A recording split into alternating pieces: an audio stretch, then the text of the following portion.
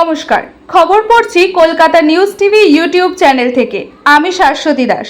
আজকের বিশেষ খবরগুলি হলো, ভারতের হাতে এবার রাশিয়ার ম্যাঙ্গো, রণভূমিতে চীন আর পাকিস্তানের ট্যাঙ্ক উড়বে।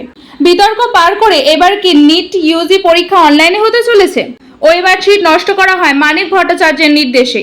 সিন্ডিকেট রাজ চালাচ্ছে টিএমসির ব্লক সভাপতি। 3 জেলায় প্রবল বৃষ্টির পূর্বাভাস দিল হাওয়া অফিস। কি হবে দক্ষিণবঙ্গে?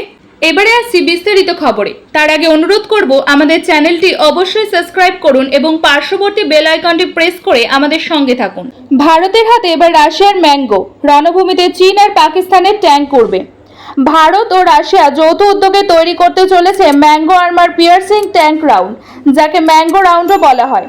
Mango armour piercing tank round কি? ভারত রাশিয়া যৌথ উদ্যোগে তৈরি করতে চলেছে mango armour piercing tank round. এটি ট্যাঙ্ক বিধ্বংসী একটি গোলা, যা সহজেই উড়িয়ে দেবে শত্রুপক্ষের ট্যাঙ্ক।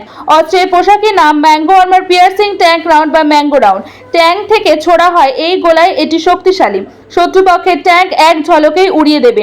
এটি একটি গোলা জাতীয় অস্ত্র। এটি সোজা গিয়ে ট্যাঙ্কের গায়ে আঘাত করবে, ট্যাঙ্কের বর্ম ভেদ করে ঢুকে যাবে, ট্যাঙ্কের মধ্যে বিস্ফোরণ ঘটাবে। প্রতিরক্ষা মন্ত্রক সূত্রের খবর, এটি ভারতেই তৈরি হবে। রাশিয়া প্রযুক্তিগত সাহায্য করবে। রাশিয়ার সরকারি সংস্থা রোস্টেক সম্প্রতি জানিয়েছে, তারা ম্যাঙ্গো রাউন্ড তৈরির কাজ শুরু করেছে। শত্রুর ট্যাঙ্ক ধ্বংস করার জন্য এই গোলার নকশা করা হয়েছে। রাশিয়া আরও জানিয়েছে, ভারত রাশিয়া যেভাবে ব্রহ্মংস ক্ষেপণাস্ত্র তৈরি করেছে, সেভাবে তৈরি হবে mango armour piercing tank round. Rostec কর্তৃপক্ষ জানিয়েছে, ম্যাঙ্গো রাউন্ড T-90 ট্যাঙ্কের জন্য প্রাথমিকভাবে তৈরি করা হয়েছে। প্রতিরক্ষার ক্ষেত্রে এই গোলার নাম 3BBM-17। এতে 3BBM-42 fin stabilised armour piercing স্যাক ক্যালিবার প্রজেক্টাইল রয়েছে। এটি খুবই শক্তিশালী। বর্তমানে রাশিয়া সফর করছেন প্রধানমন্ত্রী নরেন্দ্র মোদী। তার সঙ্গে রুশ প্রেসিডেন্ট ভ্লাদিমির পুতিনের একাধিক বিষয় নিয়ে কথা হয়েছে, যার মধ্যে রয়েছে প্রতিরক্ষা বিষয়ও। নরেন্দ্র মোদীর রাশিয়া সফরের আগে পুতিনের দেশ ভারতকে ম্যাঙ্গো রাউন্ড তৈরিতে সাহায্য করার কথা জানিয়েছে। আরেকটি বিশেষ খবর, বিতর্ক পার করে এবার কি নিট ইউজি পরীক্ষা অনলাইনে হতে চলেছে? চলতি বছরে নিট ইউজি পরীক্ষা নিয়ে বিস্তর বিতর্ক চলছে। পরীক্ষা ঘিরে মামলা গিয়েছে সুপ্রিম কোর্ট পর্যন্ত। প্রশ্ন ফাঁস থেকে শুরু করে একাধিক অভিযোগ ছিল মেডিকেলে স্নাতকে ভর্তির এই জাতীয় স্তরের পরীক্ষায়। শোনা যাচ্ছে, এরপর কেন্দ্রের তরফে এই নিট পরীক্ষা সম্ভবত জেইর মতো অনলাইনে হতে চলেছে। কম্পিউটার নির্ভর ফরম্যাটে এই পরীক্ষা হতে চলেছে। নাম প্রকাশে অনিচ্ছুক এক সরকারি অফিসার এই নিট পরীক্ষা নিয়ে বলছেন, এই নিয়ে ভাবনা চিন্তা চলছে সংশ্লিষ্ট কমিটিতে, যেটিকে প্রাসঙ্গিক পরিবর্তন করার জন্য দায়িত্ব দেওয়া হয়েছে। তবে এখনো পর্যন্ত কোনো আনুষ্ঠানিক নির্দেশ জারি করা হয়নি। প্রতিযোগিতামূলক পরীক্ষাগুলি ঘিরে বিতর্ক সম্প্রতি এই ভাবনা চিন্তায় ধোঁয়া দিয়েছে। পরীক্ষাগুলি অনলাইনে যাওয়ার প্রয়োজন রয়েছে কিনা তা নিয়ে। তবে অনলাইনে নিট ইউজির মতো পরীক্ষার আয়োজন করা মুখের কথা নয়। সেক্ষেত্রে দেশের প্রায় 4000 পরীক্ষা কেন্দ্রে কম্পিউটার পদ্ধতি প্রয়োগ করা একটি চ্যালেঞ্জ। এই নিয়ে এক সরকারি অফিসার বলছেন, সারা দেশে প্রায় 4000 পরীক্ষা অনুষ্ঠিত হয় এবং তাদের সকলকে কম্পিউটার এবং প্রাসঙ্গিক অবকাঠামো দিয়ে সজ্জিত করা একটি চ্যালেঞ্জ হবে। তবে এর পাশাপাশি তিনি বলেন, যাই হোক, অস্বীকার করার উপায় নেই যে জেই মেন্সের মতো এই পরীক্ষাগুলি অনলাইনে পরিচালনা করা একটি ভালো ভাবনা হবে।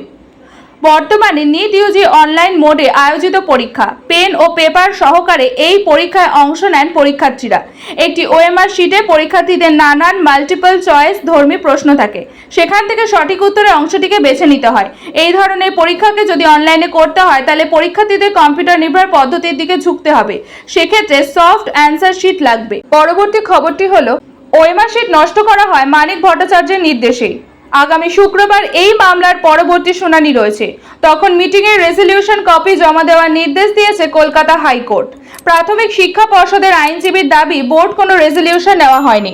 ওএমআর শিট নষ্ট করেছেন তৎকালীন প্রাথমিক শিক্ষা পর্ষদের সভাপতি তথা তৃণমূল কংগ্রেসের পলাশীপাড়ার বিধায়ক মানিক ভট্টাচার্য। প্রাথমিকের শিক্ষক নিয়োগ দুর্নীতি মামলায় কলকাতা হাইকোর্টে আজ সোমবার এমনই বিস্ফোরক দাবি করল পর্ষদ। প্রাথমিক শিক্ষা পর্ষদের প্রাক্তন সভাপতির বিরুদ্ধে অভিযোগ শুনে রীতিমতো চমকে ওঠেন বিচারপতি রাজাশেখর মান্না। ওএমআর শিট ধ্বংস করেছে মানিক ভট্টাচার্য বলে অভিযোগ তোলা হয়েছে। 2017 সালে টেট দুর্নীতি মামলার শুনানিতে এমনই বিস্ফোরক তথ্য পেশ করল প্রাথমিক শিক্ষা পর্ষদ। এদিকে আজ মঙ্গলবার ওএমআর শিট উদ্ধারে কলকাতার সার্দার্ন অ্যাভিনিউ এলাকায় একটি সংস্থার অফিসে হানা দেয় সিবিআই। সেখান থেকে কি তথ্য মিলেছে সেটা অবশ্য খোলসা করেনি সিবিআই অফিসাররা।